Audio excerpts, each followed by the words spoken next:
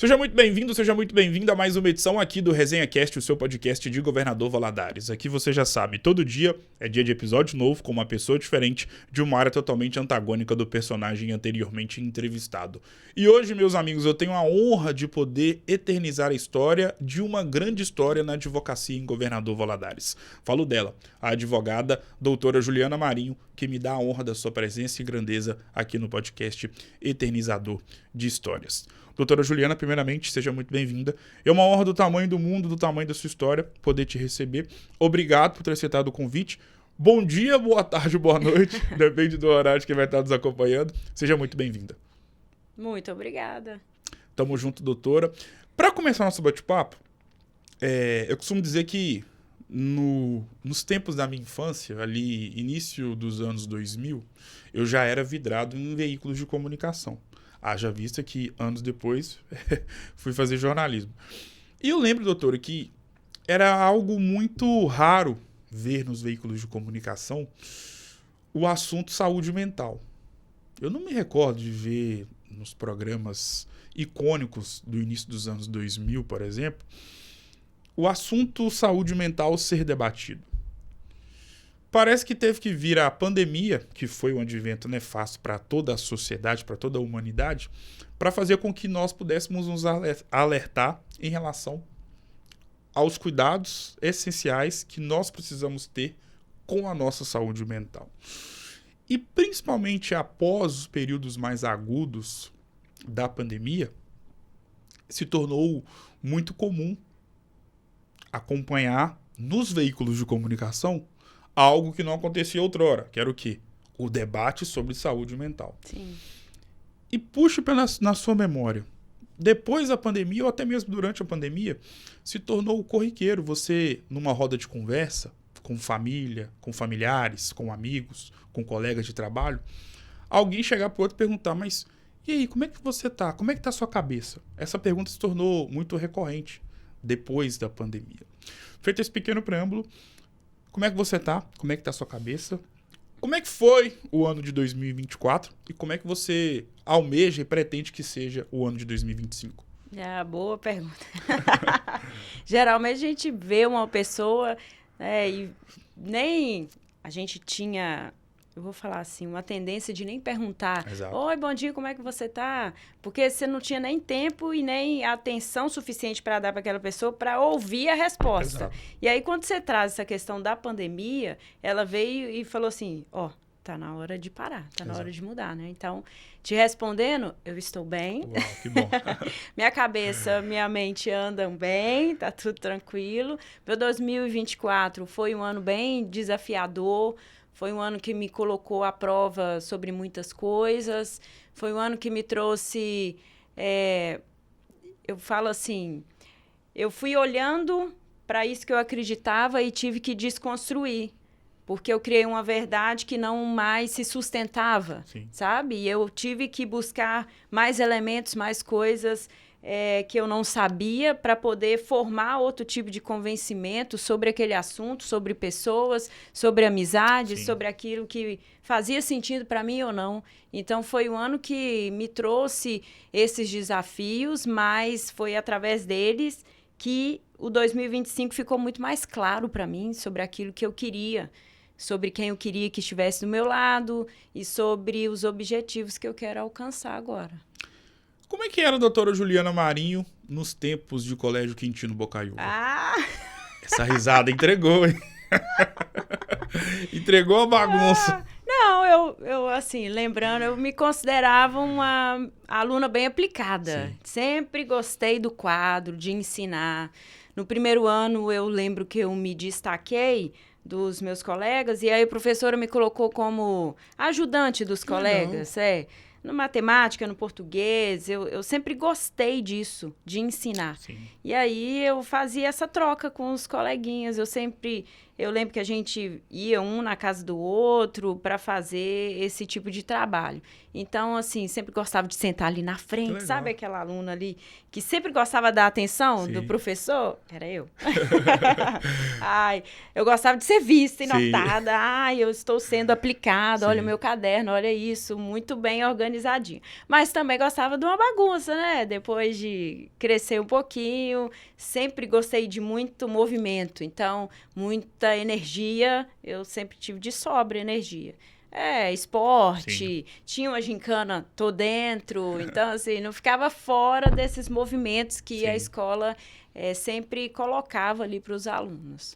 Eu costumo dizer que o tempo de escola, independentemente da geração que a pessoa possa pertencer ou ter feito parte, é claro que existem exceções, mas normalmente o tempo de escola é o tempo mais gostoso da nossa vida, ou das nossas vidas. Pelo simples fato de que no tempo de escola, ali na infância e pré-adolescência, nós não tínhamos e não tivemos as responsabilidades da chamada e famosa vida adulta. No tempo de escola, nossa única responsabilidade era o quê? Passar de ano, não fazer bagunça, não fazer com que os nossos pais pudessem ir na escola para poder ter que ouvir coisa e mais coisas do que a gente estava fazendo ou deixando de fazer. Quem é que não morria de medo do pai ou a mãe ser chamado para conversar com a diretora da escola? Feita essa pequena introdução, qual que é a grande lembrança que você tem dos tempos de escola? Aquele tipo de lembrança que quando vem na sua cabeça, quando você passa em frente ao Colégio Quintino Bocaiúva, por exemplo, vem na sua cabeça na hora. Nossa. Não tem uma em específico, não. Quando eu passo ali, me dá uma sensação de um tempo bom, gostoso. Eu acho que é mais por essa inocência, assim, o que me vem agora é essa inocência mesmo da criança, de estar ali por estar, sem ter a maldade, sem ter responsabilidades maiores, a não ser ir para a escola, estudar, brincar, estar ali com os colegas e voltar para casa. Então, essa lembrança mais dessa inocência me vem agora, assim. O direito que te escolheu ou você que escolheu o direito para sua vida? Pergunta boa, hein? Então, um dia desse eu estava até fazendo uma retrospectiva. Juliana, vamos lá, vamos pensar. Eu me conectando, né, com essas informações. A vida foi me levando para o direito. A minha experiência dentro da minha própria família me deu um certo tipo de bagagem que aquilo ali me levou para o direito, principalmente direito das famílias, certo? Mas a escolha de entrar na faculdade, como eu estava ali na adolescência, a gente não tem toda a autonomia suficiente, né? Eu tinha os meus pais ali para poder me ajudar. Então, foi meu pai que teve essa iniciativa de me colocar num pré-vestibular. Ele que foi lá e fez a inscrição para o vestibular. Ele que foi lá olhar se eu tinha passado e tudo mais. Então, eu acho isso super normal, né? Claro. Assim, pelos pais, porque eles são os adultos responsáveis por nós. Imagina, a gente com 17 anos. Eu, me olhando, eu não tinha maturidade suficiente para poder fazer essa escolha. E é uma escolha para a vida toda, né? Exato. Vou dizer assim, que vai direcionar ali sua profissão. Então, ele fez. Mas eu falo muito que foi pela minha experiência dentro da minha família que me levou para o direito das famílias e principalmente para a mediação de conflitos, sabe? Então, eu acho que foi tudo encaminhado. É um projeto, né? Em relação ao curso de direito dentro de uma faculdade, e eu convivo com muitos estudantes de direito e pessoas que já se formaram na faculdade de direito. E toda vez que eu converso com alguém formado em direito, eu tenho claramente a ideia na minha cabeça que é um curso muito esplendoroso e muito edificante para a história de quem passou ali 4, 5 anos dentro de um curso de direito. Pelo simples fato de que o operador de direito, é claro, principalmente se ele for adentrar na área da advocacia, ele vai ser uma pessoa eterna na vida de milhares de outras histórias, porque ali ele vai estar tentando, e se Deus quiser, tendo êxito, independentemente da situação em que esse advogado possa estar inserido, mas ali o advogado, ele é um agente divino na vida de inúmeras pessoas, lutando pelo direito de um cidadão, pelo direito de um ser humano. E esse tipo de função, esse tipo de ação é uma das mais nobres existentes na face da Terra. Mas para você poder chegar nesse patamar de lutar pelo direito de alguma pessoa, você precisa passar pela faculdade. Sim. O quanto que o curso de direito te forjou a ser a advogada que você é em pleno 2025? Foi minha base. Foi minha base.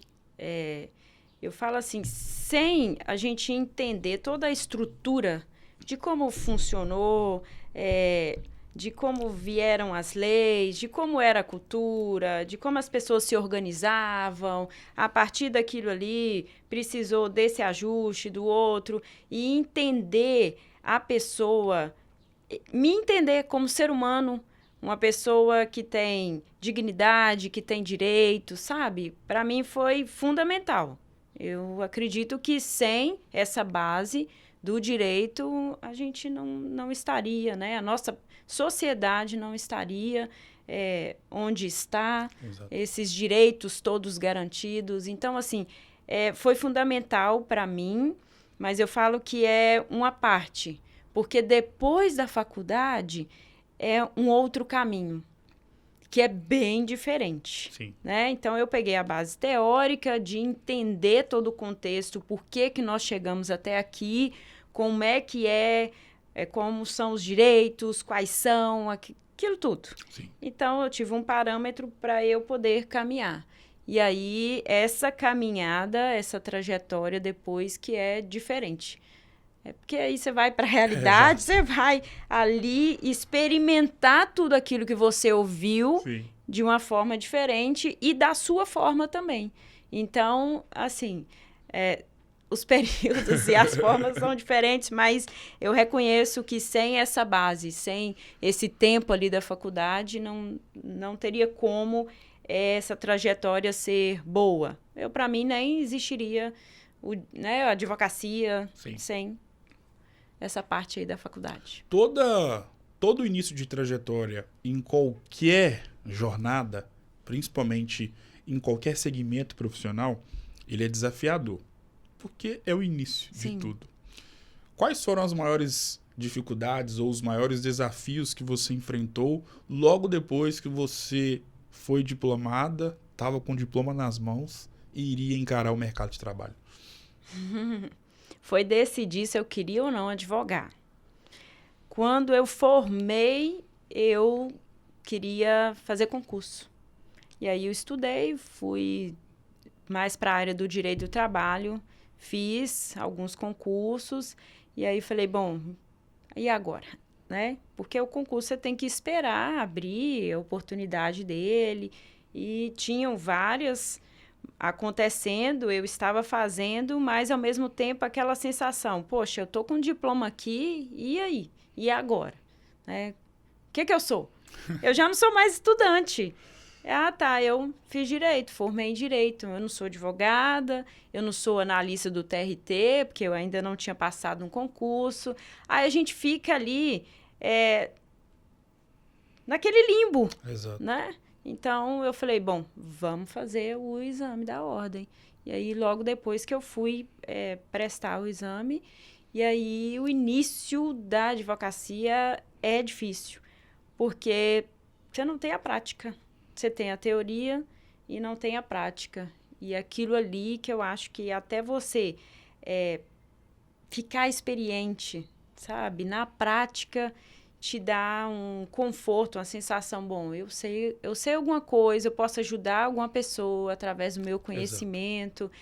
Mas no início a gente quebra a cabeça para poder aprender. Porque na faculdade tem um período que a gente vê um pouquinho de prática, mas não é suficiente para a prática. Sim. Né, do dia a dia ali. Então, sempre estudando, buscando jurisprudência, buscando casos parecidos para que a gente, né, que eu pudesse entender o que eu faria ali, teoria. Então, assim, é aquele negócio desbravando mesmo, sabe? Eu vou desbravar. Foi nesse sentido. E eu acho que é isso que é mais pesado para a gente no início.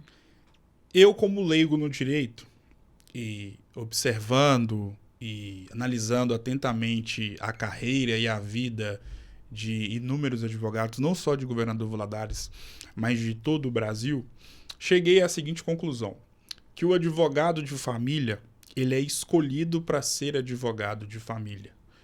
Estou muito certo ou estou muito errado nessa afirmação? Então, eu estou com você na afirmação. Totalmente com você. Por quê? Você já percebeu que você tem destreza para fazer certas coisas e para outras não? São habilidades, ok, dessas outras coisas que são treináveis? Sim, né? A gente está aí, nós somos capazes, mas te demanda muito mais tempo, muito mais energia, mais atenção para que você possa aprender aquilo ali? Ok. E tem outras que, nossa, você faz com, como é que a gente fala? Com o pé na cabeça? Pé nas costas. Pé nas costas. Então, eu vejo advogados na área do direito das famílias assim, são pessoas que já nasceram com esse propósito, nasceram com essa disposição de poder ouvir as pessoas, porque direito de família, o que eu recebo lá? Pensão, guarda, divórcio, inventário. E tudo isso envolve o quê? Dores, traumas, brigas.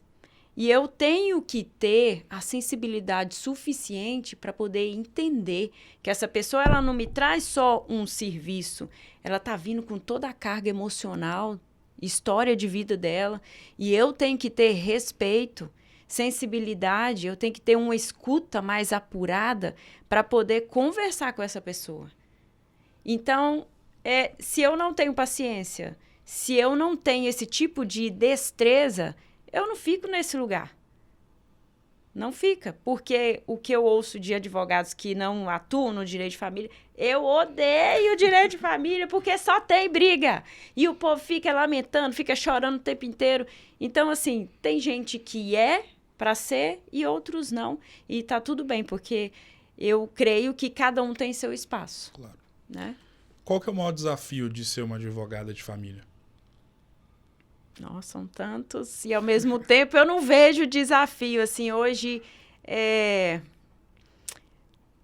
porque eu gosto muito. Então, para mim, não é um desafio ser advogada de famílias.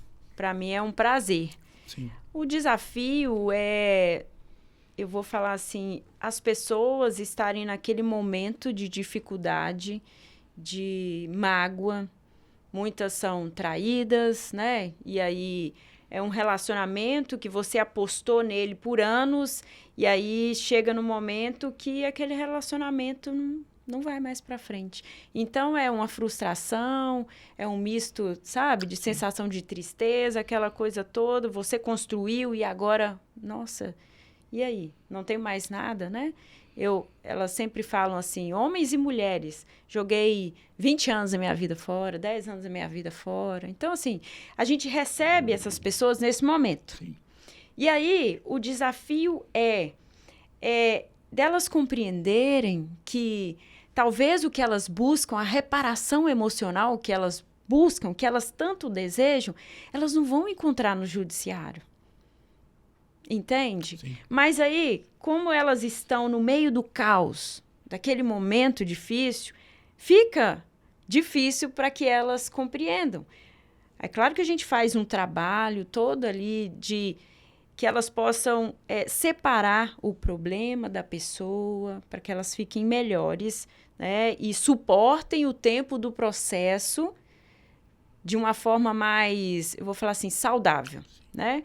Mas o maior desafio no direito das famílias é as pessoas poderem separar o fato do problema, separar essas questões emocionais tratar num outro lugar específico, para que elas possam, de fato, se sentir bem emocionalmente e entender que esse processo aqui jurídico, essa ação judicial, não vai entregar para ela essa reparação emocional, essa frustração, porque elas estão num outro campo para serem trabalhados.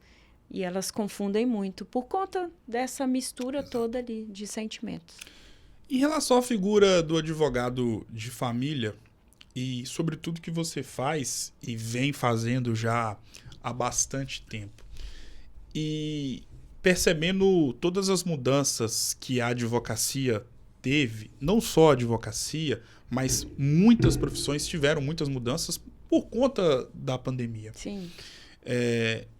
Em relação à pandemia, e linka muito diretamente com aquilo que você faz, como uma mediadora de conflitos, quem é que não ouviu falar no período da pandemia que houve um aumento muito exponencial de divórcios? Uhum. E o divórcio é uma situação muito complicada e muito espinhosa e ao mesmo tempo específica, porque ali você tem duas pessoas que um dia se conheceram, se uniram, sonharam juntas e em um determinado momento, por inúmeras razões, por inúmeros motivos, querem desfazer tudo aquilo que um dia, querendo ou não, foi sonhado. E você é mulher, casada e que convive nessa sociedade atual como esposa, como mãe e, ao mesmo tempo, como uma mediadora de conflitos e que, de certa forma, também está inserida na mediação de divórcios.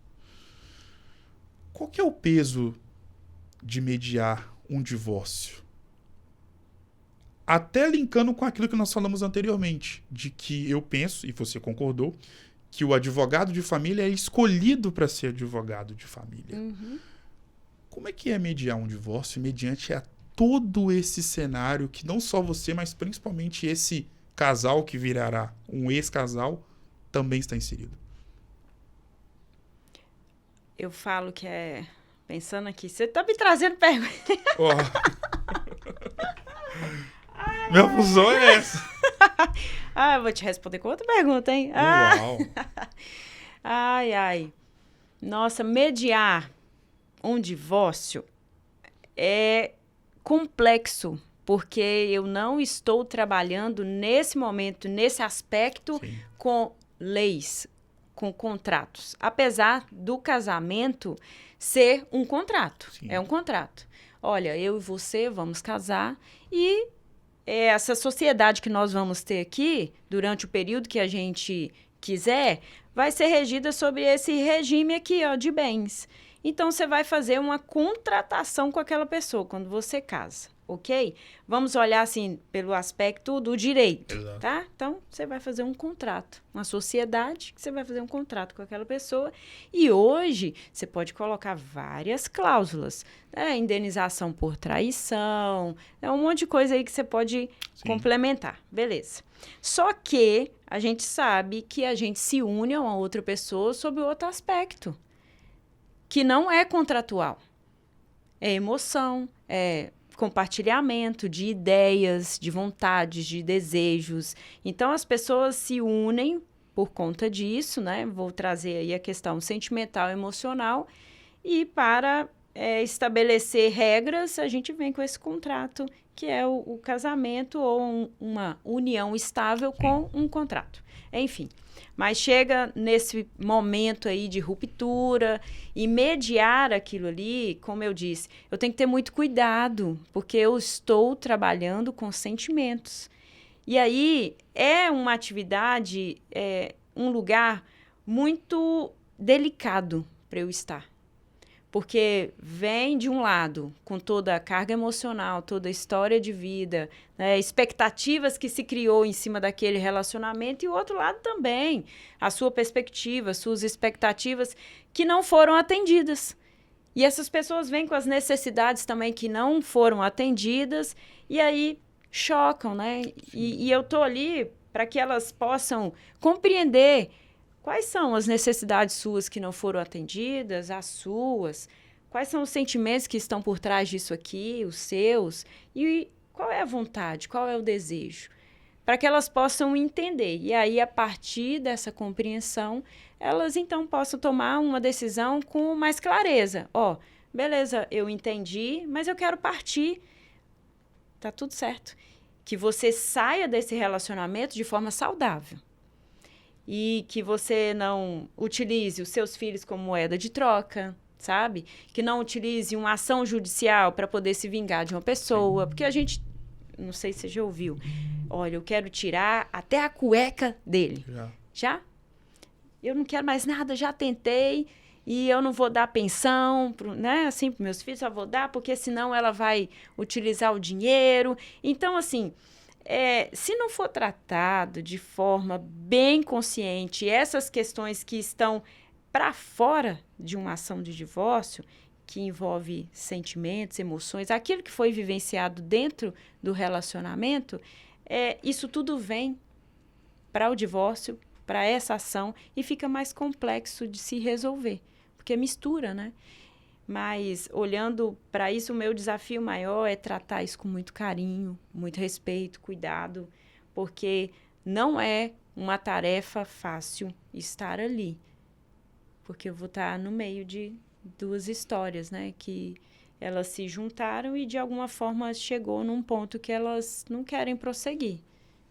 Então, assim, é desafiador, sim. Dentro do direito de família como um todo, envolvendo todas as situações em que é necessária a presença de uma advogada de família, é necessário, é preciso ter o entendimento maior das leis ou ter o entendimento maior do que é ser um ser humano? Os dois. E eu falo que o advogado de família, ele tem que ter um conhecimento multidisciplinar. Não tem como você se manter nessa área sem saber sobre pessoas, sobre comportamento, sobre perfis. Você tem que ter uma ideia de como é o funcionamento do ser humano. E aí, para você ter ideia do outro, é muito fácil, é começando por você. Então, é a partir do autoconhecimento que vai te trazer mais clareza, mais domínio, porque aí você vai ter domínio desses conhecimentos, tem domínio da técnica da lei, tá ali acompanhando toda a evolução. Imagina eu saber tudo, todas as técnicas, mas eu não ter trato com as pessoas. Sabe? Sim. E fazer daquilo ali de uma forma muito mecanizada. Não vai para frente. Agora, imagina eu tendo todo esse conhecimento, esse domínio das leis, estando atualizada, buscando sempre fazer um curso, fazer um alinhamento e também entendendo o perfil comportamental, entendendo de como as pessoas se relacionam, o que elas buscam dentro de um relacionamento, tendo todo esse conhecimento aqui, eu vou conseguir levar isso de uma forma muito mais inteligente para poder ter uma gama de estratégias a serem utilizadas e várias possibilidades para eu poder entregar para aquela pessoa e saber, olha, você está nesse momento...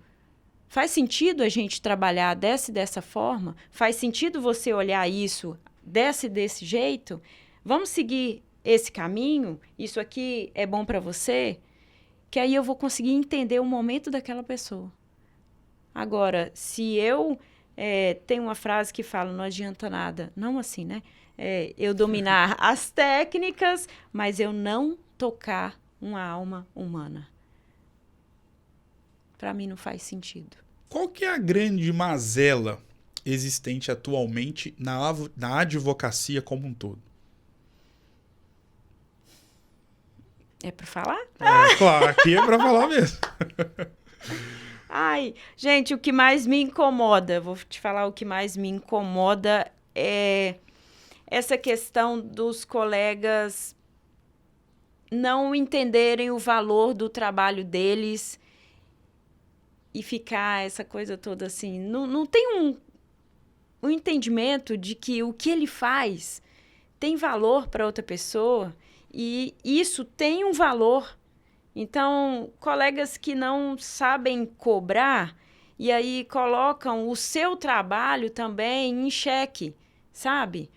Porque a pessoa vem aqui, faz a consulta, né, entende a situação com você e no final vira para você e fala, mas ali o seu colega me cobrou, sei lá, 30 vezes menos, sabe? E aí coloca a advocacia num lugar que não é dela. Porque o nosso trabalho, como você disse no início, é um trabalho nobre. Você imagina um advogado previdenciarista que consegue estabelecer um benefício para uma pessoa que ela vai receber até ela morrer? Conta para mim o valor disso. Da pessoa ter ali a sua dignidade garantida através daquele benefício, ela ter acesso à comida, ela ter acesso a remédio, ela ter acesso à saúde. Então, é essa percepção que os colegas precisam ter. A minha, também, a minha profissão ali de advogada de direito das famílias. Aquela família chega no caos, né? No meio daquele turbilhão de emoção. O advogado é a primeira pessoa que vai socorrer essas pessoas. Então, quando você vê isso, eu vou dar segurança jurídica para aquelas pessoas, eu vou ajudá-las a entender esse momento que elas estão passando. Então, eu vou entregar uma segurança, de certa forma, emocional também, para que aquelas pessoas possam dar um passo a mais na vida delas, mas de uma forma saudável. Então, olha esse papel, para mim é nobre. Não é só fazer a petição. Muitas pessoas acham que o advogado está ali, faz a petição, entra, né, na justiça com a ação e está só esperando uma decisão judicial. Não, vai muito além disso.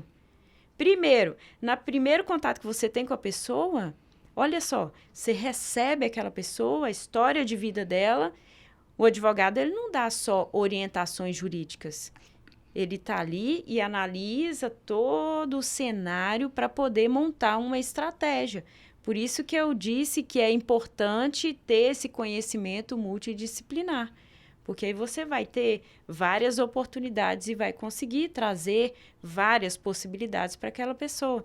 Então, assim, entender que o papel do advogado, ele é nobre, é fundamental e tem valor. Mas a pessoa precisa enxergar primeiro o valor nela.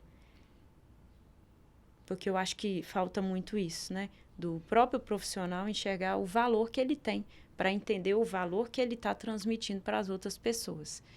Mas o que mais me incomoda é isso. É dos colegas não entenderem esse valor e aí se colocarem no lugar que não é deles. Nossa profissão é nobre.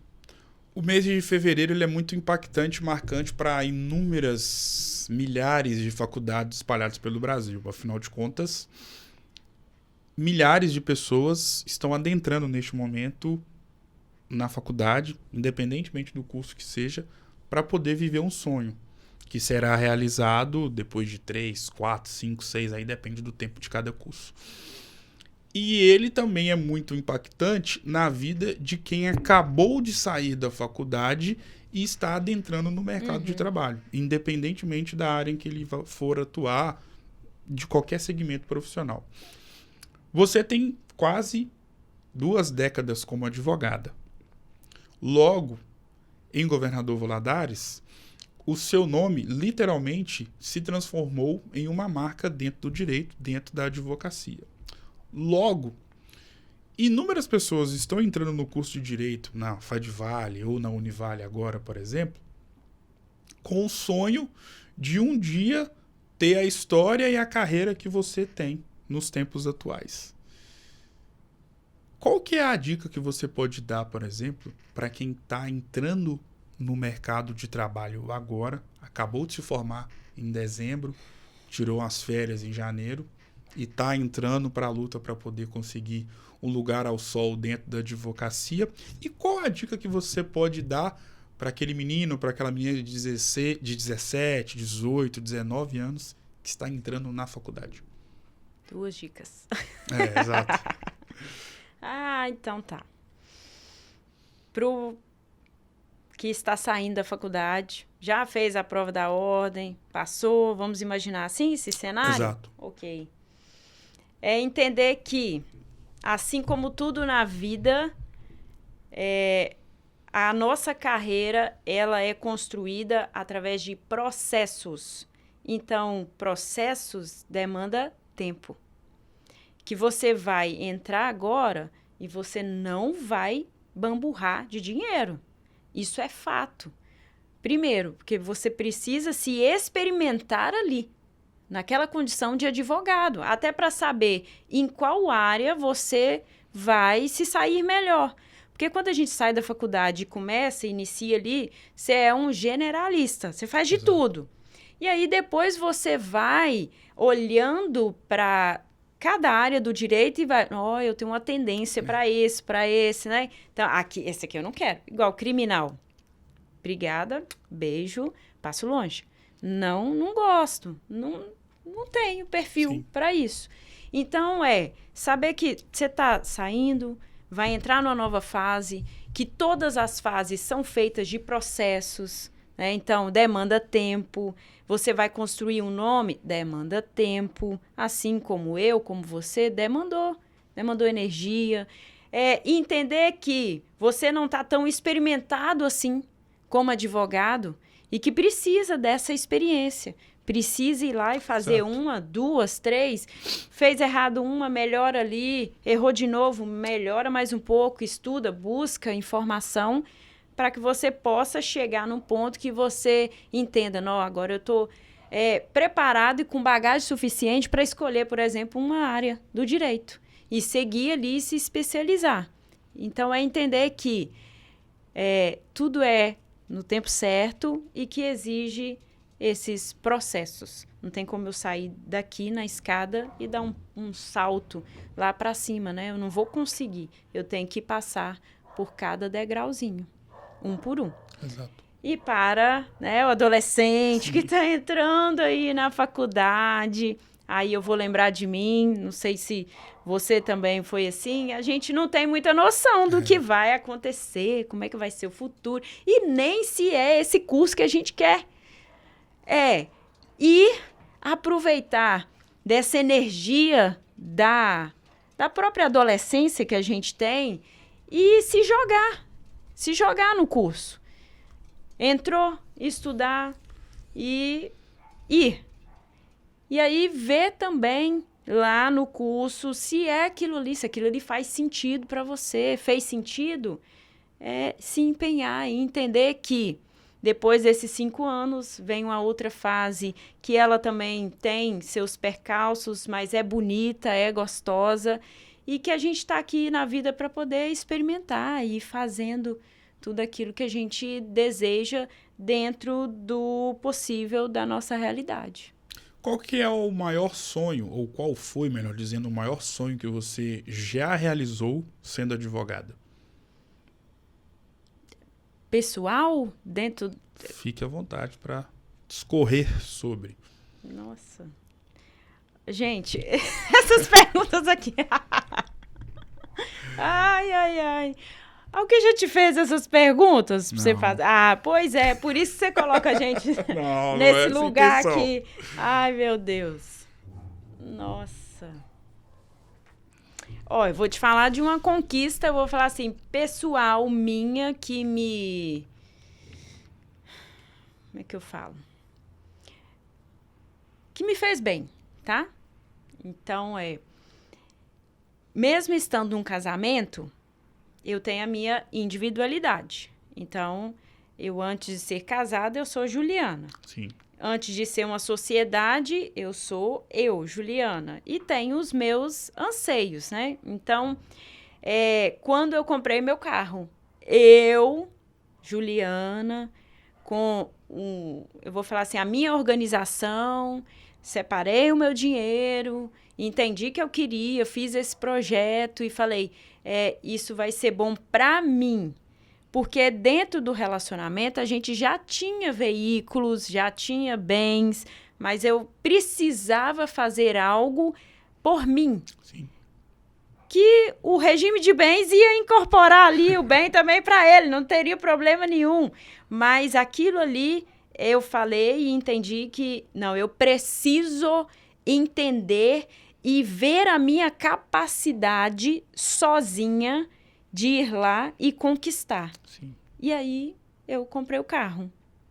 E paguei o carro e foi, assim, foi um negócio extraordinário, que eu não sei nem... sabe aquela sensação de capacidade? De ser inteira. Eu não precisei de algo de fora, eu consegui. E aí, aquilo ali me deu essa sensação de que, nossa, você consegue, sim, você tá aqui, olha, esse ser individual, tem as suas capacidades e tal, compartilha com alguém, ok, né, em certos momentos, mas olha você aqui também. Eu achei isso muito decisivo para mim, como pessoa, de me entender nesse conjunto e ver o meu valor aqui, individual. Isso me fez muito bem. Qual é o grande sonho que você almeja realizar sendo advogada? Nossa.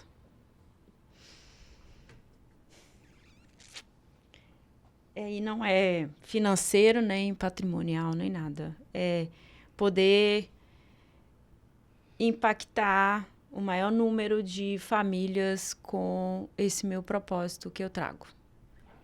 Através do meu conhecimento, de poder transformar vidas. Nesse sentido. Aqui não pode chorar, não, né? Fique à vontade, por favor. Não pode chorar. Vai. Fique à vontade, por favor. Eu costumo dizer que a nossa vida se parece como um livro, né? De páginas com páginas positivas e páginas negativas. Sim. São, assim, todos os livros que já foram eternizados e que já foram lançados, e todos que ainda um dia serão lançados, serão feitos, escritos, produzidos. E todo livro que se preze, ele tem páginas, tem o título, tem a introdução, tem a conclusão e tem capítulos.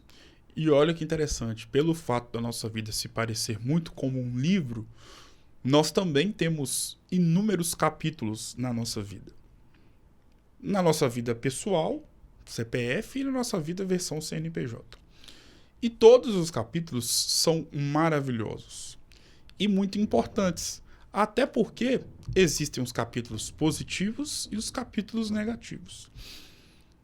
Você, na sua vida como profissional, você tem inúmeros capítulos para lá de importantes e positivos. O primeiro processo, a primeira vez que alguém confiou no seu trabalho para você poder ser advogada de algum cliente, imagino que tenha sido um capítulo muito importante. Da mesma forma, quando você obteve algumas conquistas materiais no campo profissional, abriu o primeiro escritório, imagino que na vida de um advogado é um capítulo inovidável, né? Impossível de ser esquecido. E da mesma forma, nós temos inúmeros capítulos para lá de importantes, especiais, inesquecíveis na nossa vida versão CPF, na nossa vida pessoal, que podem ser traduzidos em vários tipos de formatos. Pode ser um dia, um momento, uma viagem, uma conversa, uma data e através de nomes. Na sua vida, você tem um capítulo para lá de único, fundamental e essencial. E eu queria que você falasse sobre talvez um dos capítulos mais importantes da vida da Juliana Marinho, que é o capítulo que atende pelo nome de Wagner. Qual é a importância, grandeza e magnitude desse capítulo na vida da Juliana Marinho? Mas quem te contou? Não. Você pesquisa a vida da gente? Acho que pesquisa. Antes. Então.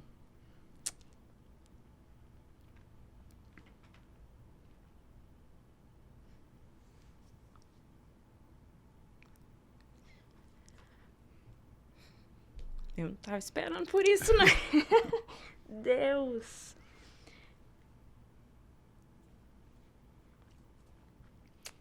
Meu pai, né?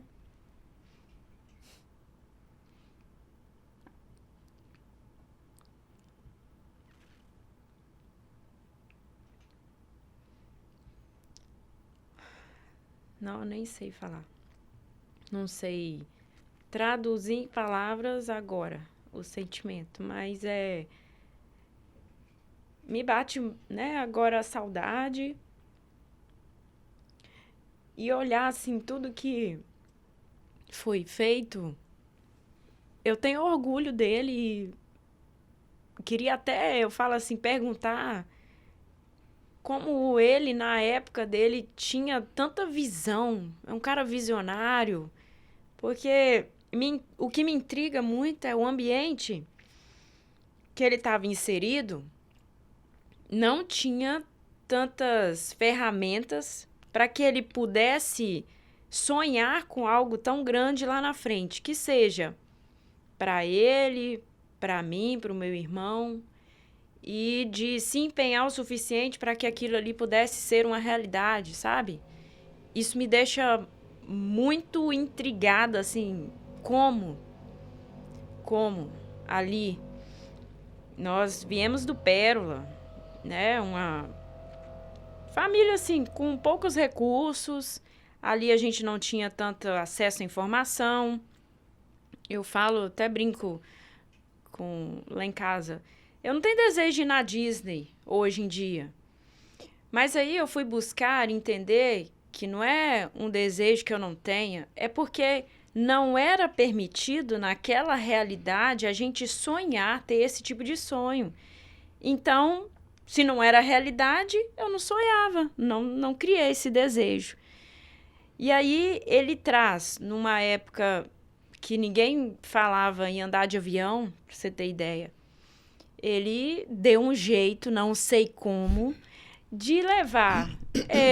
Eu andei de avião com ele, meu irmão andou, a mãe dele, a minha mãe.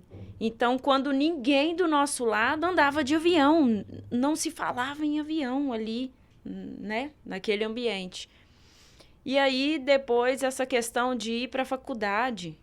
Quem da família estudou? Né? Fomos os primeiros ali, os pioneiros e tal. Se eu olhava também para o lado, as colegas que estudavam comigo, tinha lá o quê? 3 filhos, 4 filhos, estavam ali naquele mesmo ambiente, né? Não tiveram essa mesma oportunidade, mas não é que a nossa família fosse diferente daquelas famílias, daquele mesmo ambiente, daquele mesmo jeito, mas se destacou por conta dessa visão que ele carregava com ele. Então, para mim, ter tido, né, essa oportunidade de passar um tempo com ele e dele ser esse cara visionário da forma como ele foi, para mim foi um presente. E por isso que fico emocionada, assim, de saber que hoje eu estou aqui por conta dele, por conta da minha mãe. E é isso. Quando você andava na garupa da bicicleta do seu pai... Meu Deus! Quem te contou isso? Ninguém. Meu Deus. Juro pelo meu pai que tá no céu, ninguém. Quando você andava na garupa da bicicleta do seu pai... Tremendo. Meu Deus. Qual que é a grande lembrança e o grande filme que passa na sua cabeça desde esses dias até os tempos atuais? Tá acabando, né? Ai. Eu conheci o centro, pra você ter ideia, através de uma bicicleta, né? Vou dizer assim, o grande centro de Valadares. A gente estava num bairro periférico e aí ele fazia daqui... o que eu tô te contando é visionário até nesse sentido. Ele fazia todo sábado, trazia a gente aqui no centro e voltava. Entende? Sim. Para mostrar, olha, depois disso aqui, tem isso aqui. tem aquilo ali também. É um negócio, assim, Exato. muito... E andar de bicicleta, para mim, é uma das maiores memórias que fica, porque ele andava muito de bicicleta, me ensinou a andar de bicicleta, andava com a gente para cima e para baixo nessa bicicleta. Então, essa bicicleta é um objeto que representa compartilhamento, convivência, amor. Na bicicleta.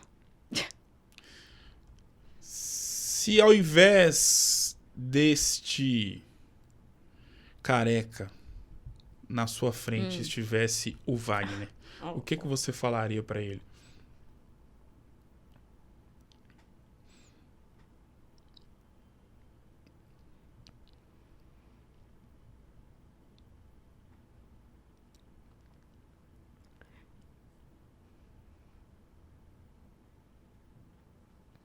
Que eu amo muito ele. Me fez muita falta quando ele morreu. E que é como se eu quisesse mostrar pra ele onde eu estou. Tipo assim, olha aí, pai, eu consegui. Sim. Olha aí. Olha a Valentina, eu não conhecia a Valentina. Apresentaria a Valentina, o Ronaldo, e mostraria, olha aí, valeu a pena. Tudo que você fez valeu a pena e eu vou continuar fazendo valer muito, muito mais a pena.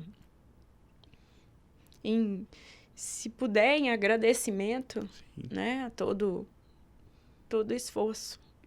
E que, sim, eu amo ele. E daria um abraço nele. Com certeza. Como eu disse anteriormente, né, os capítulos eles podem vir em vários formatos, melhor dizendo. E existem dias muito específicos da nossa vida. E no livro da sua vida tem um dia muito marcante. O dia 29 de março. E todo dia 29 de março de todo ano, você imagina que passa um filme na sua cabeça. Qual que é a importância do 29 de março na vida da Juliana Marinho? Eu acessei um lugar que eu não sabia que existia em mim. Abriu algo que eu desconhecia. A Valentina me deu essa oportunidade de... Eu falo que eu amei ser mãe, eu amei amamentar, foi um dos maiores prazeres da minha vida foi amamentar.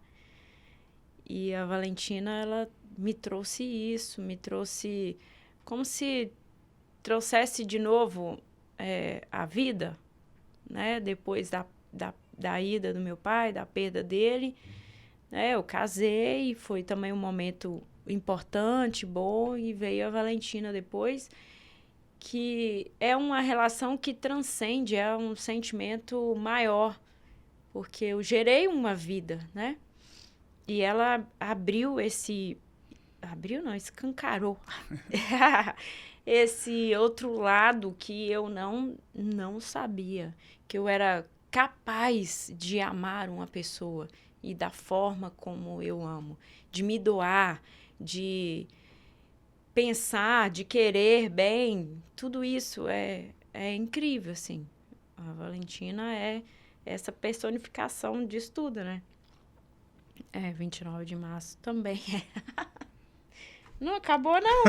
Meu Deus! Defina a sua vida com uma palavra. Meu Deus do céu! Ai. Energia. Me define muito. Defina Uma palavra. Defina a sua história de vida com uma frase. Que é diferente de definir a sua vida. Nossa. Uma frase? Nossa, tá difícil hoje. Com uma frase. Mais fácil que uma palavra. Não, era mais fácil uma palavra. Ah, tá. Meu Deus! Nossa Senhora. Não sei. Vieram várias coisas. Imagens. Numa frase, não.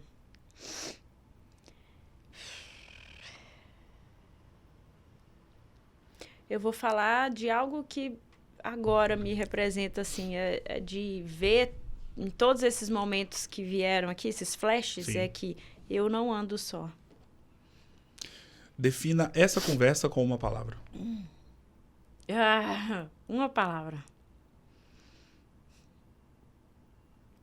Não, aí não pode ser uma frase, não! Fique à vontade, pode escolher. Ai, meu Deus.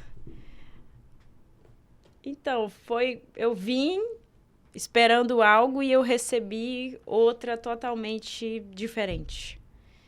E me senti tão à vontade que aí, ó, eu, né, consegui trazer aqui para você que a gente não tem intimidade, Sim. conhecimento nem proximidade suficiente para eu te achar confiável para eu compartilhar sobre os meus sentimentos. Fico muito mais do que lisonjeado de poder ouvir isso de uma pessoa como você, da sua grandeza e magnitude. Obrigado demais por ter aceitado o convite. Foi uma honra ter eternizado o seu maravilhoso enredo de vida como filha, como esposa, como mãe, como mulher. E foi uma honra ter você aqui. E guardarei para sempre amanhã de hoje. Antes de a gente poder encerrar, qual que é a sensação de ver um Brasil e Argentina no Mineirão? Ele sabe tudo! Ver o Messi em pleno Mineirão, só pra eu saber um pouco. Foi ótimo, eu fiquei perto, assim, Nossa. e eu gritei, gritava. E o Brasil ganhou ainda, 2-0. Ganhou. Não, iria de novo. Quantas vezes fossem possíveis, né, eu estar lá, mas foi muito bom. Foi muito bom. 2 de julho de 2019. Meu Terça-feira Deus, esse jogo, eu lembro. Ele sabe. Ai, ai. Muito obrigado, Juliana. Foi uma honra. Sucesso. E as portas estão abertas para você poder voltar mais vezes. Muito obrigado. Obrigada. Tamo junto, Juliana Marinho. Esse episódio mais do que especial vai ficando por aqui. Lembrando sempre que todo dia é dia de episódio novo com uma pessoa diferente de uma área totalmente antagônica do personagem anteriormente entrevistado. Vou ficando por aqui. Um grande abraço e até a próxima.